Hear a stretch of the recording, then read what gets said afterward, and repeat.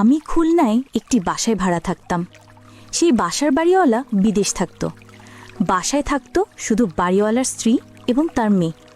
আমি বাড়িওয়ালার স্ত্রীকে আন্টি বলে ডাকতাম এবং তার মেয়েকে আমি আপু বলে ডাকতাম। তাদের বাসায় ভাড়া থাকতে থাকতে তাদের সাথে একটা ভালো বন্ধুত্বপূর্ণ সম্পর্ক গড়ে উঠল। আন্টি আমাকে তার ছেলের মতোই দেখত। একদিন প্রচুর ঝড় বৃষ্টির রাত ছিল, বাসায় কেউ ছিল না। আন্টি আমাকে তাদের বাসায় ডেকে নিয়ে গেলেন এবং বললেন, তুমি খাওয়া দাওয়া করেছো? আমি বললাম, জি আন্টি, খাওয়া দাওয়া করেছি। তারপর আন্টি বলল, বাইরে প্রচুর বৃষ্টি হচ্ছে, চলো না আদনান, আমরা আজকে একটু গল্প করি। আমি বললাম, আচ্ছা ঠিক আছে আন্টি। তারপর বন্ধুরা অনেক গল্প করতে করতে হঠাৎ বন্ধুরা বাকিটা গল্পে বলছি, আশা করি বন্ধুরা তোমরা আমার পুরো গল্পটি মনোযোগ সহকারে শুনবে, নিশ্চয়ই অনেক মজা পাবে। তাহলে চলো বন্ধুরা, আর কথা না বাড়িয়ে মূল গল্পে চলে যাই। বন্ধুরা, আমার নাম আদনান বিন রহমান। আমি দেশের একজন ছেলে, বয়স 25। এখনও বিয়ে করিনি, তবে বিয়ের কথা মাঝে মাঝে মনে আসে। কিন্তু ভালো মেয়ে খুঁজে পাওয়া যে কতটা কঠিন তা আমার থেকে ভালো কে জানে। যাই হোক, আমি একটা কোম্পানিতে সুপারভাইজার হিসেবে কাজ করি। সম্প্রতি চাকরির জন্য খুলনায় এসেছি। শহরটা বেশ জমজমাট, তবে একা থাকতে আমার মাঝে মাঝেই কিন্তু কষ্ট হয়। মেসে থাকতে ভালো লাগেনি, তাই নিজের জন্য একটা ছোট্ট বাসা খুঁজতে শুরু করলাম। ব্যাচেলর হওয়ার কারণে ভালোবাসা পাওয়া যে কী তা তোমরা নিশ্চয়ই বুঝতে পারো। অনেক খোঁজাখুঁজির পর অবশেষে একটা 3 তলার ছাদের রুম পেলাম। একটা বেডরুম, একটা ছোট কিচেন আর টয়লেট আমার জন্য ঠিকঠাক। আমি অ্যাডভান্স দিয়ে রুমে উঠে পড়লাম। বাসাটা ছোট হলেও আমার জন্য পারফেক্ট। এভাবে প্রায় 1 বছর কেটে গেল। দিনগুলো সাধারণভাবেই কাটছিল, কাজ, খাওয়া দাওয়া আর রাতে একটু টিভি দেখা। জীবনটা মোটামুটি স্বাভাবিকই ছিল। একদিন রাত 11টার দিকে হঠাৎ দরজায় টোকা পড়ল। আমি ভাবলাম, এত রাতে কে আসবে? আমার তো এখানে তেমন পরিচিত কেউ নেই। দরজা খুলে দেখি বাড়িওয়ালি রেহানা খাতুন দাঁড়িয়ে। আমি তাকে আন্টি বলে ডাকি। আন্টি একটু উদ্বিগ্ন মুখে দাঁড়িয়ে। আমি বললাম, আন্টি, এত রাতে সব ঠিক আছে তো? আন্টি একটু দ্বিধার সঙ্গে বললেন, বাবা, একটা সমস্যা হয়েছে, তোমার কাছে এসেছি। আমার মনে হলো ব্যাপারটা গুরুতর হতে পারে। আমি তাড়াতাড়ি বললাম, কি সমস্যা আন্টি, বলুন, আমি কিভাবে সাহায্য করতে পারি? আন্টি বললেন, বাবা, তুমি তো জানো আমার মেয়ে তানিয়ার শরীরটা হঠাৎ খুব খারাপ হয়ে গেছে, প্রচণ্ড জ্বর। এই ঝড় বৃষ্টির রাতে আমি একা ফার্মেসিতে যেতে পারছি না, তুমি কি ওষুধ এনে দিতে পারবে? আমি আর দেরি না করে বললাম, অবশ্যই আন্টি, চিন্তা করবেন না। বাইরে ঝড় বৃষ্টি হলেও আমি ছাতা নিয়ে দ্রুত ফার্মেসিতে গেলাম। তানিয়ার জন্য জ্বরের ওষুধ কিনে আনলাম। আন্টির বাসে গিয়ে ওষুধ দিয়ে এলাম। তানিয়া তখন বিছানায় শুয়ে কাঁপছে। আন্টি আমাকে বারবার ধন্যবাদ দিলেন, বললেন, তুমি না থাকলে আজ আমি কি করতাম বাবা? আমি হেসে বললাম, আন্টি, এটা তো আমার দায়িত্ব। সেদিন রাতে বাসায় ফিরে মনে একটা ভালো লাগা কাজ করছিল। আন্টির কৃতজ্ঞতার কথাগুলোও মনে পড়ছিল। এই ঘটনার পর থেকে আন্টির সঙ্গে আমার সম্পর্কটা আরও কাছের হয়ে গেল। তিনি আমাকে ছেলের মতো দেখতে শুরু করলেন। এরপর থেকে আন্টি মাঝে মাঝে আমার খোঁজখবর নিতেন। কখনো রাতের খাবার নিয়ে চলে আসতেন, বলতেন, তুমি একা থাকো, ভালো খাবার খাওয়া হয় না, এটা নাও, আমি রান্না করেছি। আমি একটু লজ্জা পেয়ে বলতাম, আন্টি, এত কষ্ট করেন কেন? তিনি হেসে বলতেন, তুমি আমার ছেলের মতো, তোমার জন্য এটা কোনো কষ্ট নয়। আন্টির এই স্নেহ আমাকে খুব ছুঁয়ে যেত। মনে হতো এই শহরে আমারও একটা পরিবার আছে। একদিন সন্ধ্যায় আন্টি আবার এলেন। এবার তিনি একটু অন্যরকম লাগলেন। হাসি খুশি মুখে বললেন, আদনান, তোমার সাথে একটু গল্প করতে ইচ্ছে করছে? আমি বললাম, অবশ্যই আন্টি, বসুন। আমরা অনেকক্ষণ গল্প করলাম। তিনি তার জীবনের নানা গল্প শোনালেন। কিভাবে তিনি আর করিম চাচার বিয়ে হয়েছিল, করিম চাচা এখন বিদেশে থাকেন, আর তানিয়ার ছোটবেলার গল্প। আমি মন দিয়ে শুনছিলাম, কিন্তু মাঝে মাঝে আন্টির চোখে একটা অদ্ভুত দৃষ্টি লক্ষ্য করলাম, যেন তিনি আমাকে কিছু বোঝাতে চাইছেন। গল্প শেষে আন্টি হঠাৎ বললেন, আদনান, তুমি খুব ভালো ছেলে, আমি চাই তুমি সবসময় আমাদের কাছাকাছি থাকো। আমি হেসে বললাম, আন্টি, আমি তো এখানেই আছি। কিন্তু তার কথার মধ্যে যেন কিছু একটা লুকিয়েছিল, আমি ঠিক বুঝতে পারলাম না। রাতে শুয়ে ভাবছিলাম, আন্টি কি কিছু বলতে চাইছিলেন? তার দৃষ্টিতে কেন এমন রহস্য ছিল? ব্যাপারটা আমার মাথায় ঘুরতে লাগলো। আন্টির সেই রহস্যময় দৃষ্টি আমার মাথা থেকে যেন কিছুতেই যাচ্ছিল না। রাতে ঘুমোতে গিয়েও বারবার ভাবছিলাম তিনি কি আসলেই কিছু বলতে চাইছিলেন নাকি আমি বেশি ভেবে ফেলছি। যাই হোক, আমি ঠিক করলাম এই বিষয়ে বেশি না ভেবে স্বাভাবিকভাবে চলব। পরের দিন সকালে আমি কাজে বের হলাম, কিন্তু মনের কোনো একটা অস্বস্তি রয়ে গেল। আন্টির কথাগুলো কেন যেন আমার কাছে সাধারণ মনে হচ্ছিল না। অফিস থেকে ফিরে এসে দেখি আন্টি আবার আমার রুমের সামনে দাঁড়িয়ে। এবার তার হাতে একটা বড় বাটি, ভিতরে সুগন্ধি ভাত আর মুরগির কোরমা। আমি একটু অবাক হয়ে বললাম, আন্টি আবার খাবার? আপনি এত কষ্ট করেন কেন? তিনি হেসে বললেন, আরে বাবা, তুমি একা থাকো, ভালো খাবার না খেলে শরীর খারাপ হয়ে যাবে। এটা আমার ছেলের জন্যই তো রান্না করেছি। তার কথায় আমার মনটা একটু গলে গেল। আমি হাসলাম আর খাবারটা নিয়ে নিলাম। রাতে খাবার খেতে খেতে ভাবছিলাম, আন্টি এত যত্ন করেন কেন? আমি তো শুধুই তাদের ভাড়াটিয়া। তবে তার এই আন্তরিকতা আমাকে সত্যি মুগ্ধ করছিল। খাবারটা এত সুস্বাদু ছিল যে আমি একবারই পুরোটা শেষ করে ফেললাম। খাওয়া শেষ করে বাটি ধুয়ে আন্টির বাসায় ফেরত যেতে গেলাম। দরজা খুলল তানিয়া। সে তখন একটু দুর্বল দেখাচ্ছিল, তবে জ্বর অনেকটা কমে গেছে। আমি বললাম, তানিয়া, এখন কেমন আছো তুমি? সে হেসে বলল, অনেক ভালো ভাইজা, তোমার দেওয়া ওষুধে কাজ হয়েছে। তানিয়ার সঙ্গে এই প্রথম আমার কথা হলো। সে বেশ মিষ্টি আর ভদ্র মেয়ে।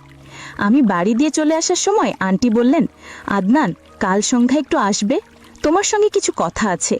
আমি একটু দ্বিধায় পড়ে গেলাম। আবার সেই রহস্যময় কথা। আমি শুধু মাথা নেড়ে বললাম, ঠিক আছে আন্টি, আমি আসব। কিন্তু মনে মনে একটা অজানা শঙ্কা কাজ করছিল। আন্টি কি বলতে চান? আন্টির রহস্যময় কথাবার্তা আমার মাথায় ঘুরপাক খাচ্ছিল। আমি ঠিক করেছিলাম আজ আন্টির সঙ্গে খোলাখুলি কথা বলবো, কিন্তু সকালে উঠে দেখি আমার কাজের চাপ এত বেশি যে আন্টির সঙ্গে দেখা করার সময় পেলাম না। সারাদিন কাজের মধ্যে ব্যস্ত থাকলেও মনের এক কোণে আন্টির কথাগুলো বারবার মনে পড়ছিল।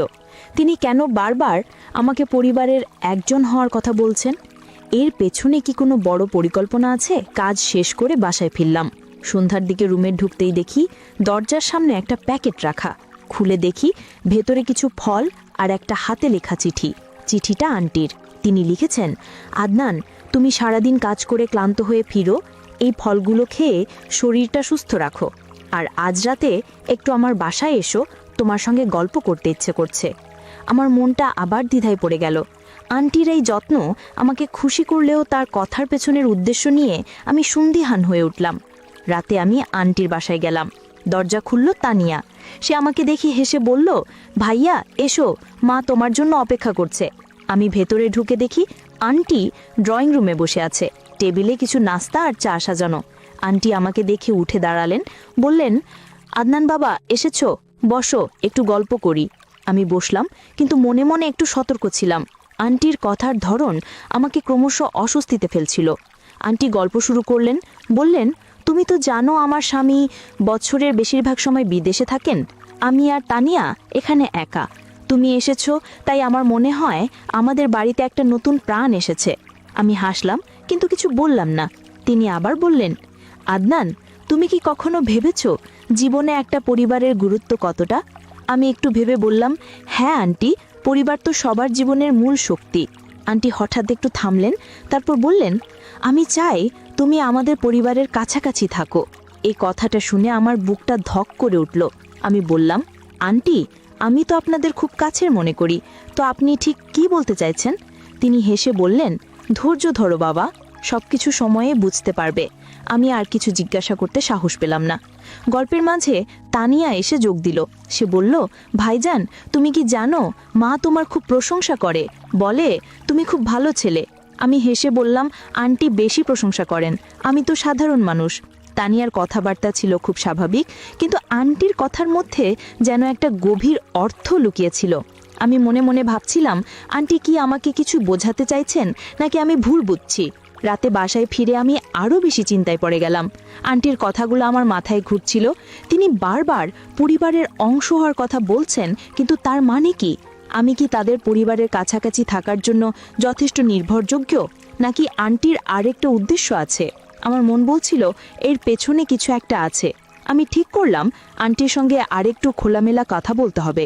ঘুমোতে যাবার আগে আমার মনে হঠাৎ একটা প্রশ্ন জাগলো, তানিয়া কি এই রহস্যের সঙ্গে জড়িত? তার স্বাভাবিক আচরণের পেছনে কি কিছু লুকিয়ে আছে? আমি ঠিক করলাম পরের দিন তানিয়ার সঙ্গে একটু কথা বলে দেখব। আন্টির রহস্যময় কথাবার্তা আমাকে রাতে ঘুমোতেও দিচ্ছিল না। আমি ঠিক করেছিলাম তানিয়ার সঙ্গে কথা বলে বোঝার চেষ্টা করব এই রহস্যের কোনো অংশে তার ভূমিকা আছে কিনা। পরের দিন সকালে আমি কাজে যাবার আগে তানিয়ার সঙ্গে দেখা করার একটা সুযোগ খুঁজলাম। ভাগ্যক্রমে আমি রুম থেকে বের হতেই দেখি তানিয়া বারান্দায় দাঁড়িয়ে ফোন নিয়ে কিছু করছে। আমি তার কাছে গিয়ে বললাম, তানিয়া কেমন আছো? সে হেসে বলল, ভাইয়া আমি এখন অনেক ভালো, তুমি তো আমার জন্য ওষুধ এনে দিয়েছিলে, তাই তো এত তাড়াতাড়ি সুস্থ হয়ে গেছি। তার কথায় আমার মনটা একটু হালকা হলো। আমি বললাম, তোমার মা আমার জন্য অনেক কিছু করেন, মাঝে মাঝে আমার লজ্জা লাগে।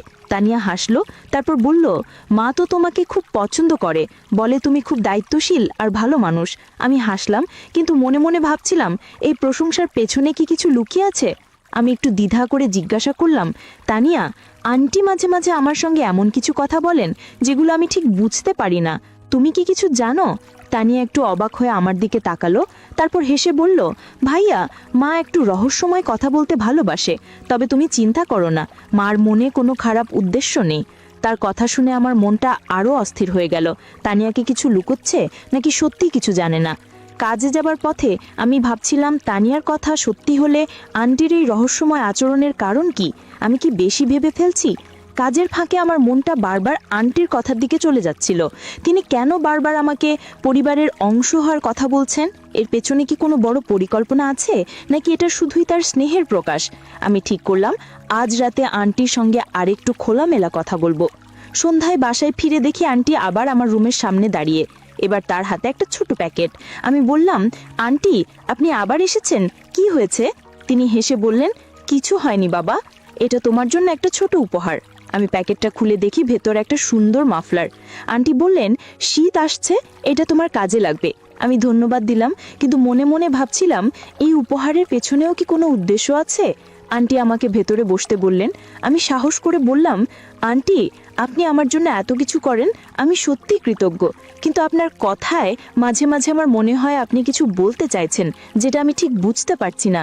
আন্টি একটু হাসলেন, তারপর বললেন, আদনান তুমি খুব বুদ্ধিমান, কিন্তু কিছু জিনিস সময়ের সঙ্গে সঙ্গে পরিষ্কার হয়। আমি শুধু চাই তুমি আমাদের উপর ভরসা রাখো। তার কথা শুনে আমার মন আরও দ্বিধায় পড়ে গেল। আমরা আরও কিছুক্ষণ গল্প করলাম। আন্টি তার জীবনের কিছু পুরনো গল্প শোনালেন। তিনি বললেন, আমার জীবনে অনেক চড়াই উতরাই গেছে, কিন্তু আমি সবসময় বিশ্বাস করি ভালো মানুষের সঙ্গে ভালো কিছুই ঘটে। তার কথাগুলো আমাকে ভাবিয়ে তুলল। আমি বললাম, আন্টি আমি সবসময় চেষ্টা করি ভালো মানুষ হতে। তিনি হেসে বললেন, তুমি ইতিমধ্যেই ভালো মানুষ, আমি শুধু একটু ধৈর্য ধরো। বাসায় ফিরে আমি আরও বেশি চিন্তায় পড়ে গেলাম। আন্টির কথাগুলো যতটা স্নেহময় ততটাই রহস্যময়। আমি বুঝতে পারছিলাম না তিনি আমাকে কি বোঝাতে চাইছেন। তানিয়ার কথাও আমার মনে পড়ছিল। সে বলেছিল আন্টির মনে কোনো খারাপ উদ্দেশ্য নেই। তাহলেই রহস্য কি? আমি ঠিক করলাম এই রহস্যের জাল আরও খোলার চেষ্টা করব। পরের দিন সকালে আমি কাজে যাবার আগে আন্টির বাসায় গেলাম। মনে মনে ভেবেছিলাম আজ হয়তো খোলাখুলি কথা বলে কিছু জানতে পারবো, কিন্তু দরজা খুলল তানিয়া। সে হেসে বলল, ভাইজান এত সকালে? মা তো বাজারে গেছে। আমি একটু হতাশ হলাম, তবে তানিয়ার সঙ্গে কথা বলার একটা সুযোগ পেলাম। আমি বললাম, তানিয়া আমি আসলে আন্টির সঙ্গে একটু কথা বলতে এসেছিলাম। তিনি মাঝে মাঝে এমন কিছু কথা বলেন যেগুলো আমি ঠিক বুঝতে পারি না, তুমি কি কিছু জানো? তানিয়া একটু চুপ করে থেকে বলল, ভাইয়া মা তোমাকে খুব পছন্দ করে, তিনি তোমার জন্য অনেক কিছু ভাবেন, তবে আমি ঠিক জানি না তিনি কি বলতে চান। তার কথা শুনে আমার সন্দেহ আরও বাড়ল।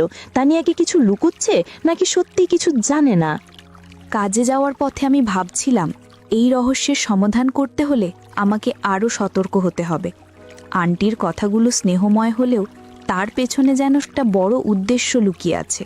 আমি ঠিক করলাম আন্টির সঙ্গে পরবর্তী কথাবার্তায় আমি আরও মনোযোগী হব। কাজের ফাঁকে আমার মনটা বারবার সেই রাতের কথার দিকে চলে যাচ্ছিল, যখন আন্টি বলেছিলেন সব কিছু সময়ের সঙ্গে পরিষ্কার হয়। কিন্তু আমি আর অপেক্ষা করতে চাইছিলাম না। সন্ধ্যায় বাসায় ফিরে দেখি আন্টি আমার রুমের সামনে দাঁড়িয়ে, এবার তার হাতে একটা ছোট্ট বাক্স। আমি বললাম, আন্টি আপনি আবার কি নিয়ে এসেছেন? এটা তোমার জন্য একটা ছোট উপহার বাবা, খুলে দেখো। আমি বাক্সটা খুলে দেখি ভেতরে একটা সুন্দর কলম, আমি বললাম, আন্টি আপনি এত কিছু করেন কেন? আমি তো এমনিতেই আপনাদের খুব কাছের মনে করি। তিনি বললেন, এটা আমার মনের ইচ্ছে, তুমি আমার ছেলের মতো। আমি সাহস করে বললাম, আন্টি আপনি বারবার আমাকে পরিবারের কাছাকাছি থাকার কথা বলছেন। আমি ঠিক বুঝতে পারছি না আপনি কি বলতে চাইছেন। আমাকে একটু খোলাসা করে বলুন। আন্টি একটু থামলেন, তারপর হেসে বললেন, আদনান তুমি খুব অধৈর্য। আমি শুধু চাই তুমি আমাদের ওপর ভরসা রাখো। আমি তোমার জন্য ভালো কিছুই ভাবি। তার কথা শুনে আমার মনটা আরও জট পাকিয়ে গেল। তিনি কেন সরাসরি কিছু বলছেন না? আমরা কিছুক্ষণ গল্প করলাম। আন্টি আমাকে তার গ্রামের বাড়ির গল্প শোনালেন। বললেন, আমার গ্রামের বাড়িতে একটা বড় আমবাগান আছে, তুমি কখনো গেলে তোমার খুব ভালো লাগবে। আমি হেসে বললাম, আন্টি আমি গ্রাম খুব পছন্দ করি, কবে যাব? তিনি বললেন, খুব শিগগিরই বাবা, আমি চাই তুমি আমাদের সঙ্গে আরও কাছাকাছি থাকো। তার কথার মধ্যে আবার সেই রহস্যময় ছোঁয়া। আমি আর কিছু জিজ্ঞাসা করলাম না। বাসায় ফিরে আমি ভাবতে লাগলাম, আন্টির এই উপহার দেওয়া, কথার মধ্যে রহস্য রাখা, এসবের পিছনে কি আছে? আমার মনে হচ্ছিল তিনি আমাকে কিছু বলতে চান, কিন্তু কেন জোর বলছেন না? তানিয়ার কথাও মনে পড়ছিল। সে বলেছিল আন্টির মনে কোনো খারাপ উদ্দেশ্য নেই, কিন্তু তাহলেই রহস্য কেন? আমি কি করলাম, তানিয়ার সঙ্গে আরেকটু খোলামেলা কথা বলে দেখব। রাতে শুয়ে আমার মনে হঠাৎ একটা প্রশ্ন জাগলো, আন্টি কি আমার ধৈর্য পরীক্ষা করছেন, নাকি এর পেছনে আরও বড় কোনো পরিকল্পনা আছে? আমার মন বলছিল এই রহস্যের উত্তর খুব শিগগিরই পাব, কিন্তু কিভাবে? মনকে বারবার প্রশ্ন করছিলাম। আন্টির রহস্যময় আচরণ আর উপহারের ধারাবাহিকতা আমাকে ক্রমশ অস্থির করে তুলছিল। আমি ঠিক করেছিলাম তানিয়ার সঙ্গে আরেকটু খোলামেলা কথা বলে বুঝতে হবে এই রহস্যের কোন অংশে তার ভূমিকা আছে। পরের দিন সকালে আমি কাজে যাওয়ার আগে তানিয়ার সঙ্গে দেখা করার সুযোগ পেলাম। সে বারান্দায় বসে একটা বই পড়ছিল। আমি তার কাছে গিয়ে বললাম, তানিয়া একটু কথা বলা যায়? তানিয়া বইটা বন্ধ করে হেসে বলল, অবশ্যই ভাইজা, কি কথা? আমি একটু দ্বিধা করে বললাম, তোমার মা আমার সঙ্গে খুব রহস্যময় কথা বলেন, বারবার বলেন আমি যেন তাদের পরিবারের কাছাকাছি থাকি। তুমি কি জানো এর পেছনে কি উদ্দেশ্য থাকতে পারে? তানিয়া একটু চুপ করে থাকলো, তারপর বলল, ভাইজা, মা তোমাকে খুব ভালোবাসে। তিনি হয়তো চান তুমি আমাদের কাছাকাছি থাকো, তবে আমি ঠিক জানি না তিনি কি ভাবছেন। তার কথায় আমার সন্দেহ কমল না, বরং আরও বাড়ল। কাজে যাওয়ার পথে আমি ভাবছিলাম, তানিয়া কি আসলেই কিছু জানে না, নাকি সে ইচ্ছাকৃতভাবে কিছু লুকোচ্ছে? আন্টির কথা আর তার উপহারগুলো আমার মাথায় ঘুরছিল। আমি ঠিক করলাম আজ রাতে আন্টির সঙ্গে আরেকটু স্পষ্ট করে কথা বলার চেষ্টা করব।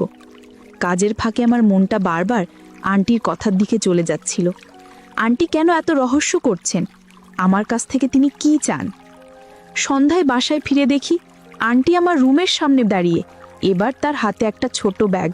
আমি বললাম, আন্টি আপনি আবার কি নিয়ে এলেন? তিনি হেসে বললেন, এটা তোমার জন্য একটা শার্ট বাবা, পরে দেখো তোমার গায়ে ভালো মানাবে। আমি ধন্যবাদ দিলাম, কিন্তু মনে মনে ভাবছিলাম এই উপহারের ধারাবাহিকতা কেন? আমি সাহস করে বললাম, আন্টি আপনি আমার জন্য এত কিছু করেন, আমি সত্যি কৃতজ্ঞ, কিন্তু আমার মনে হয় আপনি কিছু বলতে চান, দয়া করে খোলাসা করে বলুন। আন্টি হাসলেন, তারপর বললেন, আদনান তুমি খুব সৎ ছেলে, আমি শুধু চাই তুমি আমাদের ওপর ভরসা রাখো। আমার মনে হয় তুমি আমাদের পরিবারের জন্য অনেক কিছু করতে পারো। তার কথা শুনে আমার মনটা আরও জটিল হয়ে গেল। আমি বললাম, আন্টি আমি তো সবসময় আপনাদের পাশে আছি, কিন্তু আপনি ঠিক কি বলতে চাইছেন? তিনি শুধু হেসে বললেন, সব কিছু সময়ের সঙ্গে বুঝতে পারবে বাবা। আমরা কিছুক্ষণ গল্প করলাম। আন্টি আমাকে তার জীবনের আরও কিছু গল্প শোনালেন। তিনি বললেন, আমার জীবনে অনেক কষ্ট ছিল, কিন্তু আমি সবসময় বিশ্বাস করি যে ভালো মানুষের জন্য ভালো কিছু অপেক্ষা করে। আমি বললাম, আন্টি আমি চেষ্টা করি সৎ থাকতে। তিনি হেসে বললেন, তুমি ইতিমধ্যেই সৎ, আমি শুধু একটু ধৈর্য ধরো। আমি আর কিছু জিজ্ঞাসা করতে পারলাম না। বাসায় ফিরে আমি ভাবতে লাগলাম, আন্টির এই কথাগুলোর মানে কি? তিনি বারবার ধৈর্য ধরতে বলছেন কেন? আমার মনে হচ্ছিল তিনি আমার কাছ থেকে কিছু আশা করছেন। কিন্তু কি? তানিয়ার কথাও মনে পড়ছিল। সে বলেছিল আন্টির মনে কোনো খারাপ উদ্দেশ্য নেই। কিন্তু তাহলেই রহস্য কেন? আমি কি করলাম? তানিয়ার সঙ্গে আরেকটু খোলামেলা কথা বলে দেখব। রাতে শুয়ে আমার মনে হঠাৎ একটা প্রশ্ন জাগলো। আন্টি কি আমার ধৈর্য পরীক্ষা করছেন, নাকি এর পেছনে আরও বড় কোনো পরিকল্পনা আছে? আমার মন বলছিল এই রহস্যের উত্তর খুব শিগগিরই পাব, কিন্তু কিভাবে? মনকে বারবার প্রশ্ন করছিলাম। আন্টির রহস্যময় আচরণ আর উপহারের ধারাবাহিকতা আমাকে ক্রমশ অস্থির করে তুলছিল। আমি ঠিক করেছিলাম তানিয়ার সঙ্গে আরেকটু খোলামেলা কথা বলে বুঝতে হবে এই রহস্যের কোন অংশে তার ভূমিকা আছে। পরের দিন সকালে আমি কাজে যাওয়ার আগে তানিয়ার সঙ্গে দেখা করার সুযোগ পেলাম। সে বারান্দায় বসে একটা ফুলের গাছের পরিচর্যা করছিল। আমি তার কাছে গিয়ে বললাম, তানিয়া, একটু কথা বলা যায়? তানিয়া বইটা বন্ধ করে হেসে বলল, অবশ্যই ভাইজা, কি কথা? আমি একটু দ্বিধা করে বললাম, তোমার মা আমার সঙ্গে এমন কিছু কথা বলেন যেগুলো আমার কাছে রহস্যময় মনে হয়। বারবার বলেন আমি যেন তাদের পরিবারের কাছাকাছি থাকি। তুমি কি জানো এর পেছনে কি উদ্দেশ্য থাকতে পারে?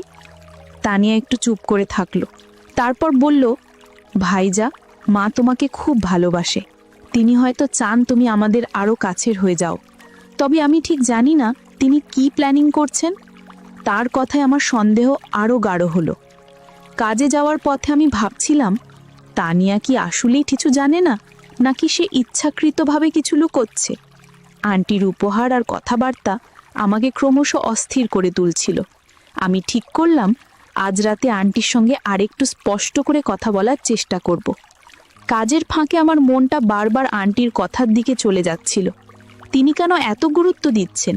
এর পেছনে কি কোনো বড় উদ্দেশ্য আছে? সন্ধ্যায় বাসায় ফিরে দেখি আন্টি আমার রুমের সামনে দাঁড়িয়ে। এবার তার হাতে একটা ছোট প্যাকেট।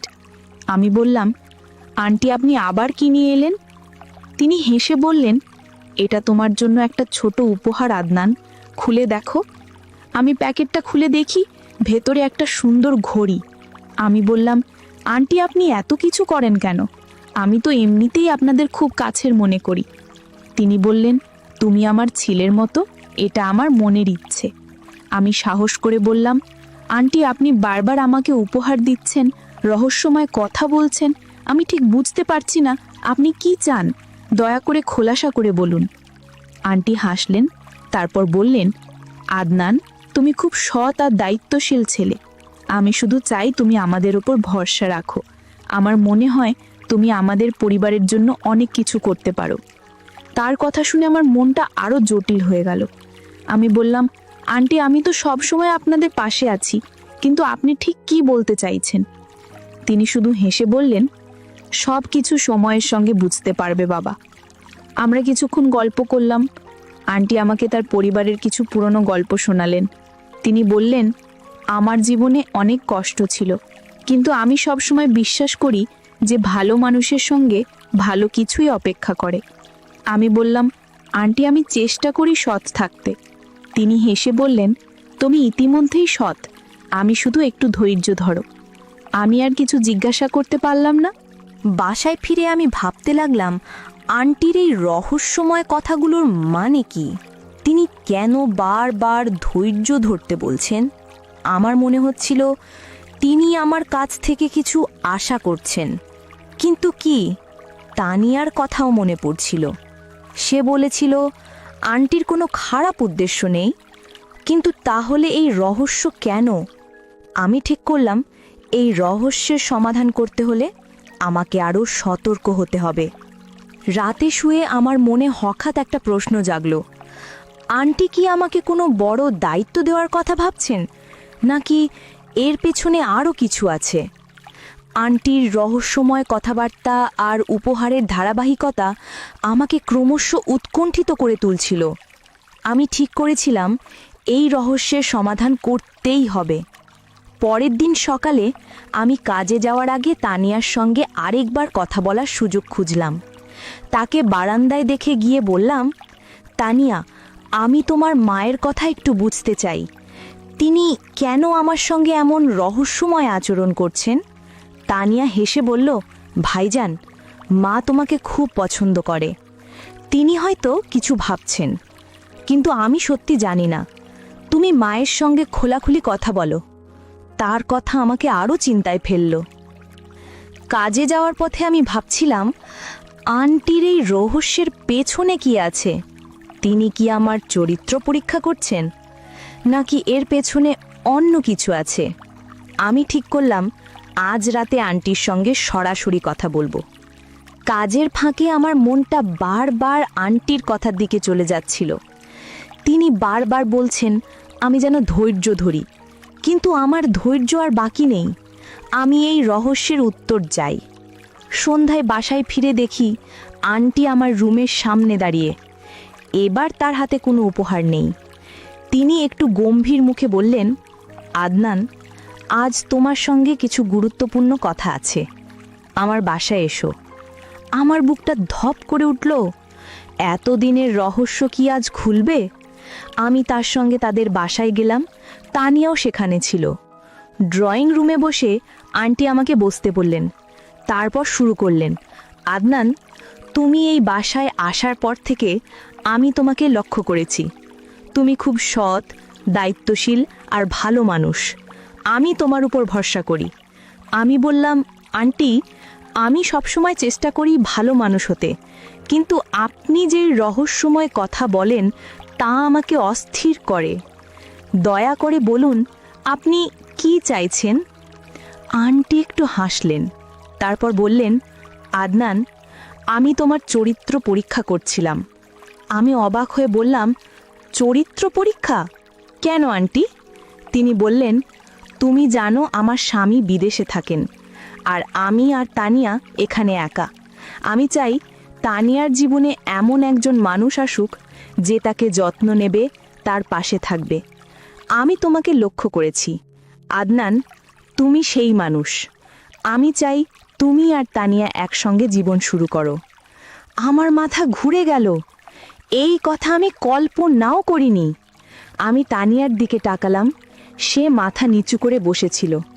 আমি বললাম, আন্টি, এটা খুব বড় কথা। আমি এতদিন ভেবেছিলাম আপনার অন্য কোনো উদ্দেশ্য আছে। আন্টি হেসে বললেন, আমি জানতাম তুমি ভুল বুঝবে, তাই তোমাকে পরীক্ষা করেছি।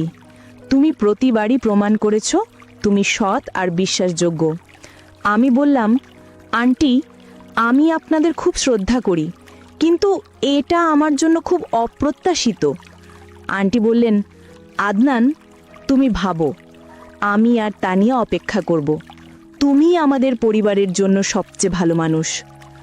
আমি কিছুক্ষণ চুপ করে থাকলাম। তানিয়া মৃদু হেসে বলল, ভাইজান, তুমি যা ভাবো তাই করো। আমরা তোমাকে পছন্দ করি। আমার মনটা ভারী হয়ে গেল। আমি বাসায় ফিরে এলাম। রাতে শুয়ে ভাবছিলাম, আন্টির এতদিনের রহস্যের উদ্দেশ্য ছিল সত্যিই অনেক ভালো। সে মূলত আমাকে পরীক্ষা করছিল, কারণ আন্টি মনে মনে তার মেয়ের সাথে আমাকে পবিত্র বন্ধনে আবদ্ধ করবেন বলে উনি আমার চরিত্র পরীক্ষা করছিলেন। অবশেষে আমি চরিত্রের পরীক্ষায় জয়ী হলাম। তারপর বন্ধুরা, সবার সাথে আমার পারিবারিকভাবে বিয়ে হয়ে গেল। আমি আর তানিয়া এখন সুখী পরিবার। গল্পের শেষে বন্ধুরা, আমি তোমাদেরকে বলবো, কাউকে ভুল বোঝার আগে তার উদ্দেশ্য বোঝার চেষ্টা করা উচিত। আজকে যদি আমি সৎ না থাকতাম আর আন্টিকে নিয়ে ভুল কিছু ভাবতাম, তাহলে হয়তো আজকে আমার এই সুদিন আসতো না। তাই আমি তোমাদেরকে বলবো বন্ধুরা, যে কোনো পরিস্থিতিতে চরিত্রবান হও। মনে রাখবা, চরিত্রই মানুষের শ্রেষ্ঠ সম্পদ। বন্ধুরা, আমার গল্পটি যদি তোমাদের ভালো লাগে তাহলে লাইক, শেয়ার এবং সাবস্ক্রাইব করে পাশে থেকো। আর বন্ধুরা, তোমরা এতক্ষণ ধৈর্য ধরে আমার গল্পটি শোনার জন্য তোমাদের সবাইকে অসংখ্য ধন্যবাদ।